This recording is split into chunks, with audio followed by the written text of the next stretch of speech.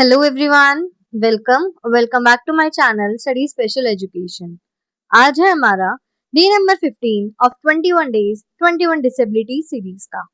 आज का हमारा टॉपिक रहेगा ऑटिज्म स्पेक्ट्रम डिसऑर्डर, जिसे हम एएसडी भी कहते हैं। ये एक बहुत इंपॉर्टेंट डिसेबिलिटी है एंड आज हम इसके सारे ही important pointers, types, like everything हम आज इस वीडियो में कवर करेंगे। So let's start. Autism spectrum disorder ये एक बहुत इंपॉर्टेंट डिसेबिलिटी है आपके 21 डिसेबिलिटीज में से। चलिए स्टार्ट करते हैं। Autism spectrum disorder is a neurological developmental disorder that affects a person's social interaction, communication, behavior and interest। इसका मतलब ये हुआ कि जो ASD है वो एक न्यूरो डेवलपमेंटल डिसऑर्डर है जो एक पर्सन की सोशल इंटरेक्शन को, कम्युनिकेशन को, बिहेवियर को एंड इंटरेस्ट को अफेक्ट करता है। It appears in early childhood, ये मतलब 3 साल से पहले ही बच्चे में शो होना स्टार्ट हो जाता है and last through out life and पूरी लाइफ कंटिन्यू करता है।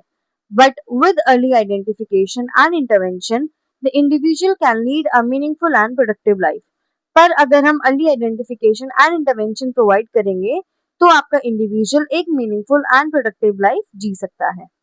आईपीडब्ल्यूडी के एक्ट के अकॉर्डिंग आपका ऑटिज्म की डेफिनेशन है Autism is a developmental disability affecting a person's ability to communicate। Communication में प्रॉब्लम होगा, social interaction में होगा, behavior में होगा, usually appearing before the age of 3। Same चीज बताई गई है कि बच्चा जब 3 साल से मतलब पहले ही बच्चे के ये सिम्टम्स दिखने स्टार्ट हो जाएंगे एंड वो थ्रू आउट लाइफ दिखेंगे।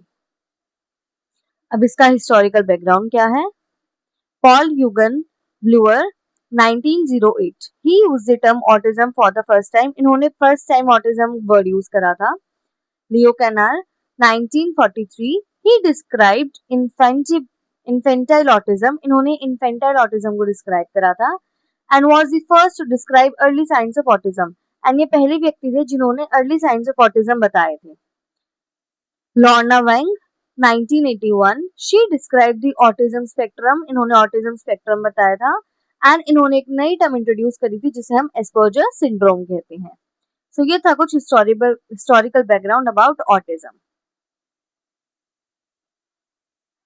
अब हमें तीन जो मेन एरियाज होते हैं जिसमें बच्चे को प्रॉब्लम होती है, मतलब 3 एरियाज जो मोस्ट अफेक्ट होते हैं ऑटिज्म में, अब हम उनके बारे में करते हैं जिसे हम को ट्रायड ऑफ ऑटिज्म भी कहते हैं।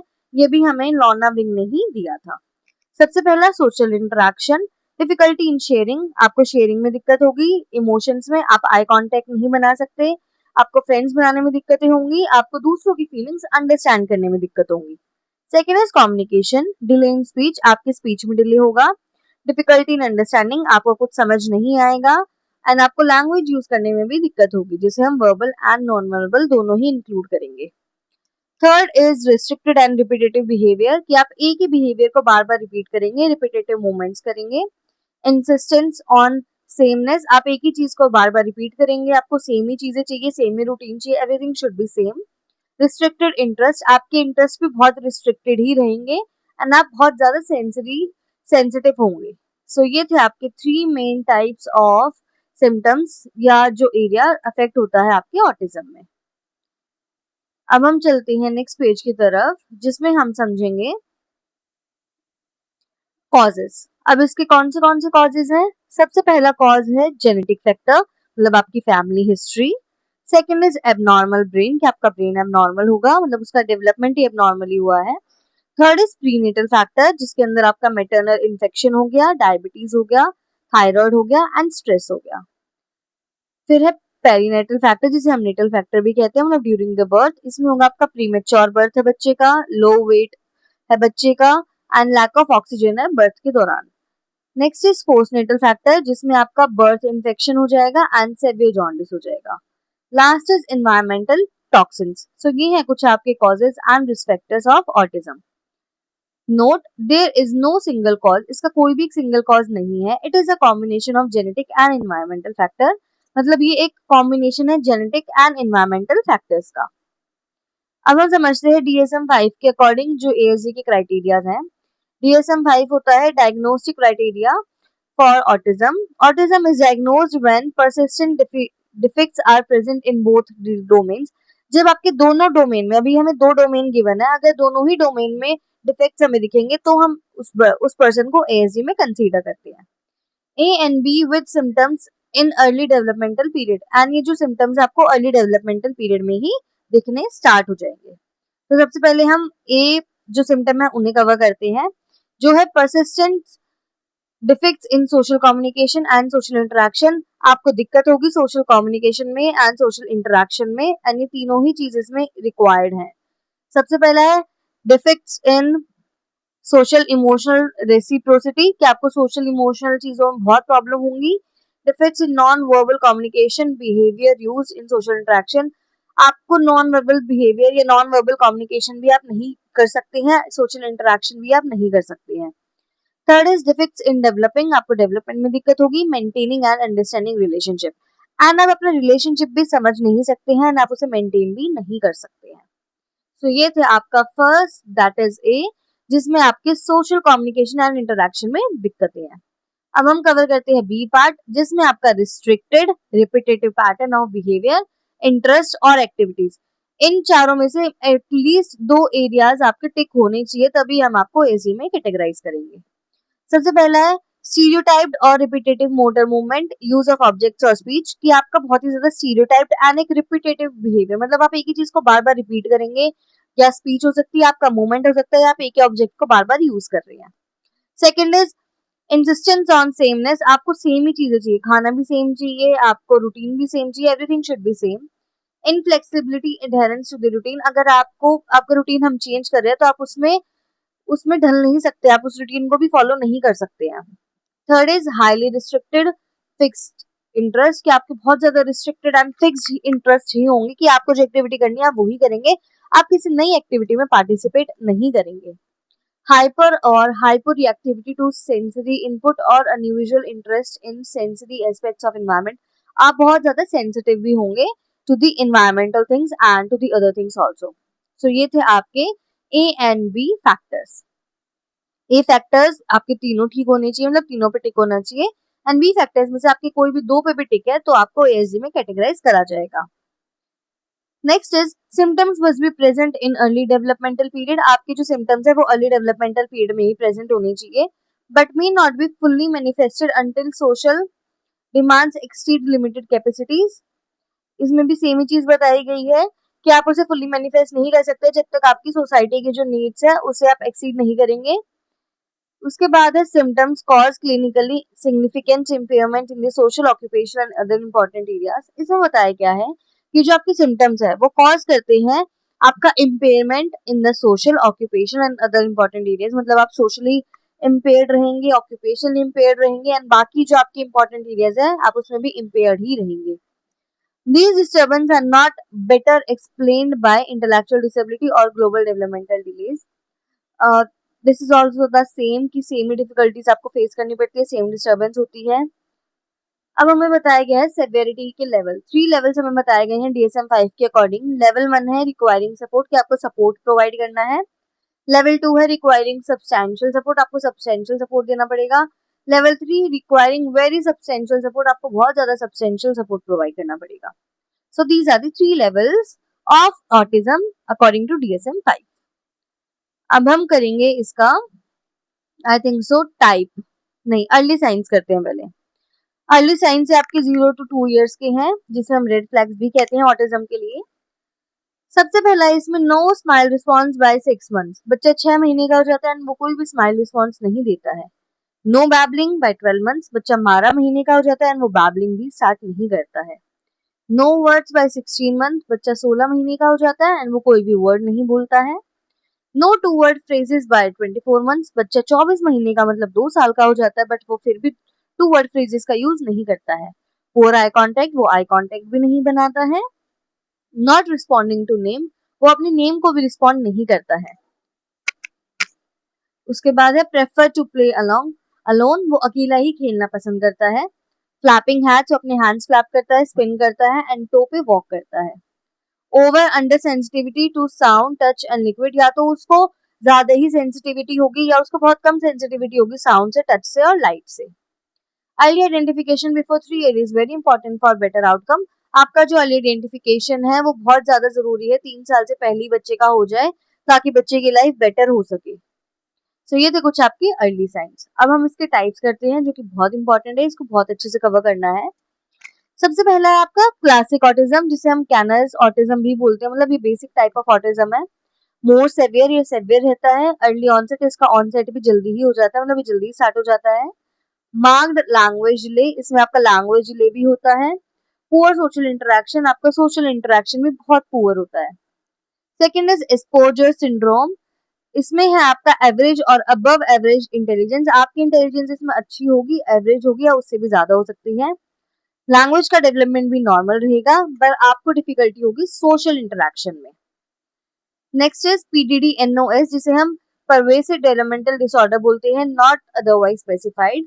इसमें आपके माइल्ड सिम्टम्स होंगे, do not meet full criteria of autism, and ये पूरा ऑटिज्म का क्राइटेरिया फुलफिल नहीं करता है, so it is a mild one. Next is childhood disintegrative disorder, जिसे हम हेलर सिंड्रोम भी बोलते हैं। इसमें आपकी नॉर्मल डेवलपमेंट रहेगी 2 से 3 साल तक, बट उसके बाद आप अपने स्किल्स को खोना स्टार्ट कर देंगे, मतलब 2 से 3 साल तक तो आपका डेवलपमेंट ठीक है, और उसके बाद धीरे धीरे आप अपनी स्किल्स को खोना स्टार्ट कर देंगे। Fifth is Rett syndrome, mostly in girls की, ज्यादातर गर्ल्स में पाया जाता है। लॉस ऑफ एक्वायर्ड स्किल, जो भी आपने नई स्किल सीखी आप उसे भूलते चले जाते हैं। हैंड रिंगिंग, सीजर्स, आपको सीजर्स भी होते हैं। Now A separate disorder in DSM-5, अब इसको एक सेपरेट डिसऑर्डर बताया गया है DSM-5 में। सो ये थे आपके 5 टाइप्स ऑफ ऑटिज्म। अब हम समझेंगे कॉमन कैरेक्टरिस्टिक्स। कॉमन कैरेक्टरिस्टिक्स क्या है? डिफिकल्टी इन सोशल इंटरेक्शन, वही कि आपको सोशल इंटरेक्शन में दिक्कत होगी। Delay in speech and language, आपको आपकी डिले होगी स्पीच एंड लैंग्वेज में, आपका डेवलपमेंट नहीं होगा स्पीच एंड लैंग्वेज का। एकोलिया मतलब repetition of words and sentences, आप एक ही चीज को रिपीट करेंगे वर्ड को या सेंटेंस को। पुअर आई कांटेक्ट, आप आई कांटेक्ट भी नहीं बनाएंगे। रिपीटेटिव बिहेवियर, एक ही बिहेवियर को रिपीट करेंगे। रिस्ट्रिक्टेड रेंज ऑफ एक्टिविटीज, आपकी एक रिस्ट्रिक्टेड रेंज है कि मुझे ये 5 एक्टिविटीज है, मैं अपने पूरे टाइम में यही 5 एक्टिविटीज करूंगा। पुअर इमेजिनेटिव प्ले, आपकी इमेजिनेटिव प्ले भी बहुत खराब है, आप इमेजिन नहीं कर सकते इन चीजों को। सेंसरी सेंसिटिविटी, या तो आप ओवर सेंसिटिव होंगे, आप अंडर सेंसिटिव होंगे। रेजिस्टेंस टू चेंज, आप चेंज में रेजिस्ट नहीं कर सकते हैं, मतलब आप कोई भी न्यू चेंज होगा तो आप उसमें अपने आप को मतलब अडेप्ट नहीं कर पाएंगे, आप उस चीज को फॉलो नहीं कर पाएंगे। Difficulty in understanding emotions and social rules, आपको डिफिकल्टी होगी सोशल रूल्स को समझने में एंड इमोशंस को भी समझने में। तो ये थे कुछ आपके कॉमन कैरेक्टरिस्टिक्स। अब हमें कुछ टूल्स बताए गए हैं असेसमेंट के, उसे कवर करते हैं, यानी बहुत इंपॉर्टेंट है, फुल फॉर्म भी आ सकती है इसमें से, तो ध्यान से समझेंगे इसे। सबसे पहला है DSM-5 diagnostic criteria. CARS childhood autism rating scale. ADOS autism diagnostic observation schedule. ADIR autism diagnostic interview revise. MCHED modified checklist for autism in toddlers, मेरे अकॉर्डिंग आप सबने MCHED तो देखा ही होगा। Next is ABC autism behaviour checklist. ATAC autism treatment assessment checklist. वाइल्डलाइन adaptive behaviour scales. PEPS psycho educational profile. CBCL child behaviour checklist. तो ये है कुछ आपके असेसमेंट एंड डायग्नोस्टिक टूल्स। अब हम समझेंगे इसके कुछ टीचिंग स्ट्रैटेजीज, आपको कौन से टीचिंग स्ट्रैटेजीज फॉलो करनी है। सबसे पहला early intervention is the key, अगर अर्ली इंटरवेंशन होगा तो वो बहुत अच्छी बात है। TEACCH treatment and education of autistic and related communication handicap children, आप इस स्ट्रैटेजी को फॉलो करेंगे। ABA applied behaviour analysis is also very important. PECS picture exchange communication system. Social stories and comic strip conversation भी आप use करेंगे, जिससे बच्चा थोड़ा सा सोशली एक्टिव होगा एंड वो अपनी कम्युनिकेशन भी डेवलप कर पाएगा। Visual schedules and time table, आप विजुअल शेड्यूल देंगे बच्चे को एंड टाइम टेबल प्रोवाइड करेंगे। स्ट्रक्चर टीचिंग, आप एक स्ट्रक्चर टीचिंग को फॉलो करेंगे। पॉजिटिव बिहेवियर सपोर्ट, आप एक पॉजिटिव बिहेवियर सपोर्ट भी प्रोवाइड करेंगे। सेंसरी इंटीग्रेशन थेरेपी, आप एक सेंसरी इंटीग्रेशन थेरेपी भी देंगे। प्ले थेरेपी देंगे, म्यूजिक थेरेपी देंगे एंड आर्ट थेरेपी भी देंगे। पेरेंट ट्रेनिंग एंड काउंसलिंग, आप पेरेंट ट्रेनिंग भी प्रोवाइड करेंगे पेरेंट्स को एंड उनकी काउंसलिंग भी करेंगे, जिससे वो बच्चे के साथ अच्छे से रह सके। रिमेंबर स्ट्रक्चर प्लस रूटीन, अगर प्रॉपर स्ट्रक्चर होगा, रूटीन होगा, विजुअल सपोर्ट आप देंगे, पॉजिटिव रेनफोर्समेंट देंगे, तो इससे ये सबसे best and successful autism intervention है। एंड ऑटिज्म में सबसे इंपॉर्टेंट होता है विजुअल सपोर्ट प्रोवाइड करना। अब हम कवर करेंगे role of special educator. Role of special educator में है early identification and referral. Early identification देना है आपको एंड रेफरल देना है। असेसमेंट एंड आईपी की प्लानिंग करनी है। यूज ऑफ स्ट्रक्चर टीचिंग, आपको एक स्ट्रक्चर टीचिंग देना है। डेवलप कम्युनिकेशन स्किल, आपको कम्युनिकेशन स्किल डेवलप करनी है। बिहेवियर मैनेजमेंट, आप बिहेवियर को मैनेज करेंगे। आप सोशल स्किल की ट्रेनिंग देंगे। Work with parents and team, आप पेरेंट्स और टीम के साथ वर्क करेंगे। इंक्लूजन एंड ट्रांजिशन सपोर्ट भी आप प्रोवाइड करेंगे। सो ये है कुछ important roles of special educator जो आप सबको पता होने चाहिए। अब हम करते हैं कुछ एग्जाम से रिलेटेड इंपॉर्टेंट पॉइंटर्स। सबसे पहले ASD is a neurodevelopmental disorder. ये एक न्यूरो डेवलपमेंटल डिसऑर्डर होता है। इसका कोर ट्रायड है social interaction, communication and repetitive behaviour. Onset before 3 years, 3 साल से पहले ही शुरू हो जाता है। मोर कॉमन इन बॉयज, मतलब बॉयज में ज्यादा होता है, 4:1 का रेशो होता है। No cure but early intervention helps, कोई भी क्योर नहीं है पर अर्ली इंटरवेंशन से हेल्प हो सकती है। वर्ल्ड ऑटिज्म अवेयरनेस डे 2 अप्रैल को होता है। Blue colour is associated with autism awareness, आप ब्लू कलर को एसोसिएट करते हैं ऑटिज्म अवेयरनेस के साथ। Under RPWD act 2016 autism comes under specific learning disability. RPWD act के तहत आपका ऑटिज्म स्पेसिफिक लर्निंग डिसेबिलिटी में भी आप कैटेगराइज करते हैं। अब कुछ बताया गया है वर्ल्ड ऑटिज्म अवेयरनेस डे के बारे में एंड ये MCQs में पूछा जा सकता है। 2 अप्रैल को ऑब्जर्व करा जाता है। 2024 का थीम था moving from surviving to thriving. Moving from surviving to thriving 2024 का थीम था आपका ये ऑटिज्म डे का।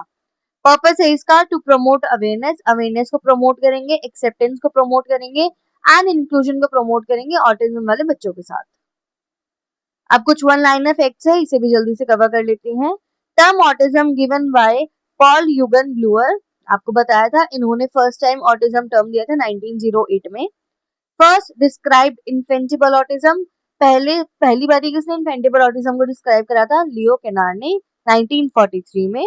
ऑटिज्म स्पेक्ट्रम टर्म दिया था लॉर्ना विंग ने 1981। कोर ट्रायड आपका दिया था लॉर्ना विंग ने। ऑटिज्म अपीयर्स बिफोर 3 इयर्स, 3 साल से पहले अपीयर हो जाता है। आपका वर्ल्ड ऑटिज्म डे 2 अप्रैल को सेलिब्रेट करा जाता है, मतलब अवेयरनेस फैलाई जाती है ऑटिज्म के बारे में। So that's it from this chapter. मैंने पूरी कोशिश करी है कि मैं सारी ही इन्फॉर्मेशन आपको क्विज में प्रोवाइड कर सकूं जो आपके एग्जाम के लिए इंपॉर्टेंट हो एंड आप 15 से 20 मिनट में ऑटिज्म चैप्टर को समझ सके। आई होप आपके लिए हेल्पफुल रहा होगा। आज शाम को 5 बजे मिलते हैं इसके PYQ के साथ, जिसमें हम सारे इंपॉर्टेंट क्वेश्चन डिस्कस करेंगे अपने लाइव सेशन में। Thank you for now and please subscribe my channel.